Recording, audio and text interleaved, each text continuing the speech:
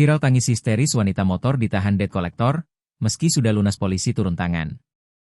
Sebuah video yang memperlihatkan seorang ibu menangis histeris di pinggir jalan mendadak viral di media sosial.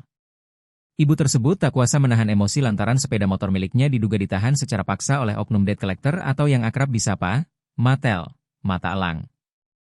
Peristiwa ini diketahui terjadi di kawasan Jalan Kartini, Depok.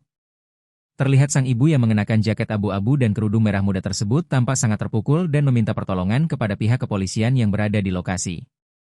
Motor milik ibu tersebut diberhentikan oleh sejumlah pria yang mengaku sebagai pihak leasing.